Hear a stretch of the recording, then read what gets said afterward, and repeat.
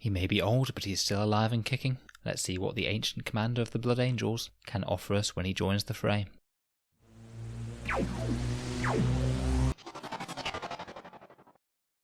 Hello and welcome back to Auspex Tactics, the Tactics Focus 40k channel, where we've been going through the Blood Angels Codex. Now we have the information from Blood of Baal and the new chapter approved. I'll be doing a Blood Angels video every second day for the next few weeks, and now it's time to put the Archangel himself, Commander Dante, under the lens. In this video we'll go through his datasheet, any obvious combos we can see with him on the battlefield, and how I would run him in a Blood Angels army list. In the background, much like his venerable model, Dante has served for a long time. He's led the Blood Angels chapter through countless grave perils, and now stands as Regent of the Imperium Nihilus, that area of the Imperium cut off by the Great Rift. He is truly celebrated both among his fellow chapter masters and the regiments of the Imperial Guard as a noble saviour, whose efforts have turned back countless horrors from the shores of the Imperium. So let's see what his datasheet has to offer us. As per the latest chapter improved, Commander Dante has gone down to 150 points. He used to be 175, so that's a decent drop. He has a very impressive stat line to speak of. He has a jump pack with movement 12, weapon skill 2 up and ballistic skill 2 up, strength and toughness 4, 6 wounds, 6 attacks, leadership 9, and a 2-up save. He's protected by an iron halo like all Space Marine captains and chapter masters, giving him a 4+ invul 2. He's armed with the Axe Mortalis, an Inferno pistol, and frag and crack grenades, and he's a unique character HQ choice for the Blood Angels. His Inferno pistol is just the standard issue affair, range 6 inches, strength 8, AP -4, damage D6, and it has the melter rule. It is a bit of a shame that it's so short ranged, because if he comes in from Deep Strike Reserve, he won't be able to fire it, and we'll have to wait till hopefully he survives in subsequent turns. The Axe Mortalis is a nice boosted damage power axe. It's quite similar to the Sanguinors in Carmine Broadsword in profile. It's strength +2, AP -3, and damage D3, but it has the special rule that you can reroll failed wound rolls for this weapon if the target is a character. So a little bit less AP than the Sanguinor, but I think that the rerolls against characters probably trumps that, as characters are all over the place in 40k. It means that combined with Red Thirst, he'll still be wounding very tough things like Lord Discordants or Imperial Knights that are characters 3 out of every 4 times, because he'll be on a 4+ rerolling. He has Angels of Death, so he'll have Shock Assault, making him 7 attacks in the first round of combat, which is very nasty indeed. And he has Combat Doctrines, giving him an extra AP -1 and that additional attack in the first round of combat when the Blood Angels reach their Assault Doctrine. As a Chapter Master, he of course has the Chapter Master special rule, which means that he has boosted rerolls. You can reroll all failed hits when you're within 6 inches of him. It's pretty helpful that this applies to both ranged and melee attacks, so he has the potential of buffing some ranged Blood Angels units before jumping in with his axe to help out the melee contingent. Unfortunately, as it stands at the moment, Games Workshop haven't corrected him to have the new Chapter Master rule that we've seen in Codex Space Marines, the one that lets you reroll all hits, not just failed hits. The difference is that he can't reroll any hits that fail because of modifiers, so if he rolls a 2 to hit against a target that has -1 to hit, he can't reroll that. I don't know if they might put that in an FAQ at some time. I'll certainly be looking out for it. He has the Death Mask special rule, which means that enemy units suffer a -1 modifier to their leadership when they're within 3 inches of him. And again, as with the Sanguinor, this might actually come in handy, because he's likely to be within 3 inches of enemy units, and quite likely to be causing enough casualties to trigger morale checks. As with all of the Jump Pack characters, he has Jump Pack Assault, meaning that he can set up in Deep Strike Reserve, and come in turn 2 or 3 greater than 9 inches away from the enemy.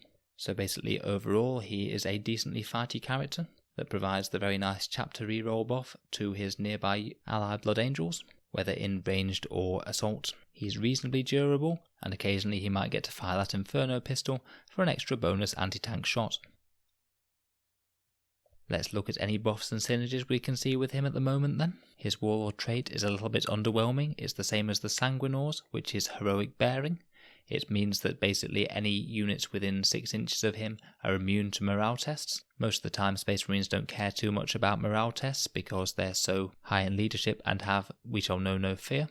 But in Blood Angels it can be particularly helpful to help buff Death Company, who can occasionally benefit from this quite a lot due to their large squads and low leadership. I wouldn't necessarily make him my Warlord, but if you had absolutely nothing else, then he's not the worst pick. He has some good synergy with nearby characters. He'll buff all of their hit rolls by giving them his rerolls, and he can also benefit from things like Sanguinary Priests to heal him, as well as give him +1 strength to make him strength 7, Chaplains to give him a boosted charge with their +2 inch to charges, Nearby Lieutenants to give him rerolls to wound, though he does already have those against characters, and anyone who's holding the icon of the Angel to give him reroll charges. He has access to a ton of stratagems. Again, he will be able to access basically all the ones that the Sanguinor can. Upon Wings of Fire can let him redeploy for a 9-inch charge in your movement phase anywhere on the table. Honor the Chapter could let him fight again and do a whole load more damage with that Axe Mortalis. Only in Death could let him fight when he dies, and when you're hitting with 7 attacks that could well be worth it for 2 CP. Red Rampage could give him +D3 attacks on the charge, and everyone likes extra attacks. Behold the Golden Host is 1 command point to make his Death Mask a 12-inch aura, so to give a lot of units nearby -1 leadership. It's not the strongest, but it might occasionally come in useful. Descent of Angels might be helpful to give him the 3d 6-inch charge, though of course you might be better using this on a stronger close combat unit, such as Death Company or Sanguinary Guard or a Smash Captain. Unbridled Ardour for 1 command point could let him heroically intervene up to 6 inches, so a good one to keep in mind if your opponent puts any units within 6 inches of him.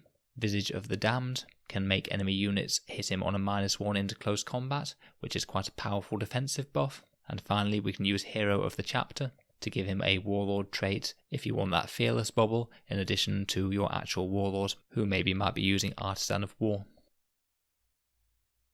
In game you could either use Dante as a deep striking buff, much in the same way that you'd use a lot of the Blood Angels characters. His Chapter Master rerolls will pretty much always give a flat 33% buff to damage of units around him, and in a lot of circumstances that's actually going to be a stronger buff than the Sanguinor's +1 attack buff. With him, however, you do have the option of supporting ranged units, including any incidental bolter shots your units might have, such as Terminator Storm Bolters, Death Company armed with bolters, and Angelus bolters on the Sanguinary Guard. Alternatively, you could put him on the board in the middle of any ranged units you might have, and utilise those Chapter Master rerolls to keep your gun line accurate. Just because Blood Angels are all about the melee doesn't mean that a few ranged units wouldn't help supplement the army, and potentially could clear screens or reach threats that your melee units can't while they get to work. If you deploy him here, he could potentially buff the gun line for a turn or two, then jump forward to help out your melee troops when they're in the Assault Doctrine, or be a counter-attack threat for if your opponent sends any units too close to your gun line units. If he does get stuck into close combat, I'd certainly consider trying to make him finish the close combat in cover or out of line of sight if possible, to try and keep him safe to strike again next turn. I'd certainly be trying to make as much use of that Chapter Master reroll aura as possible. He can buff multiple units with this, both in the shooting and fight phase, and can really push up the efficiency of your army. After he's maybe killed his first threat, you can try and use him as a disruption or distraction piece, maybe jumping around and picking on enemy characters. He'll be wounding anything toughness 5 and below on a 2-up with that Axe Mortalis, and he'll be wounding characters that are tougher than that with full rerolls, so as we said, he ruins an Imperial Knight 3 out of 4 times. Incidentally, this rule does mean that if he charges a character knight, on average he does about 11 wounds to it, which is a lot more than you expect for someone who isn't actually armed with a dedicated anti-tank weapon. I think the main comparison in Blood Angels lists is whether you want to run him over the Sanguinor, although there's certainly nothing to stop you fielding the pair of them, as their buffs both work in different ways, and they can overlap and affect the same units to make them jump up to ridiculous levels of killiness. If we are choosing one or the other though, then I think that they're quite well balanced. I do think that Dante is better than the Sanguinor in terms of model versus model. He has an extra wound, that nice reroll versus characters, an Inferno pistol, and his buff is actually useful on ranged units as well as on melee units, which is actually quite a significant advantage. However, he is 20 points more expensive, so it's whether or not those buffs are worth giving up that extra 20 points. I think that the two are quite well balanced, and I found it interesting that they have very nearly the exact same profile and war gear. I certainly think that Dante is a very reasonable addition to a Blood Angels list. I think he might be a tad underrated, but Chapter Master rerolls are always great, and that axe combined with the Blood Angels chapter tactic can do a number on all manner of targets, particularly characters. Let me know your thoughts on Dante down in the comments below. We really are spoiled for choice with the amount of fancy HQ units the Blood Angels can pick. Does he make the grade for you? As always, thank you for listening to another Auspex Tactics video.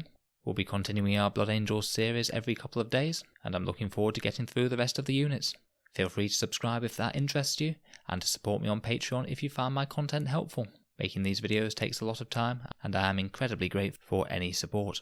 Thanks for listening, and I'll see you guys next time.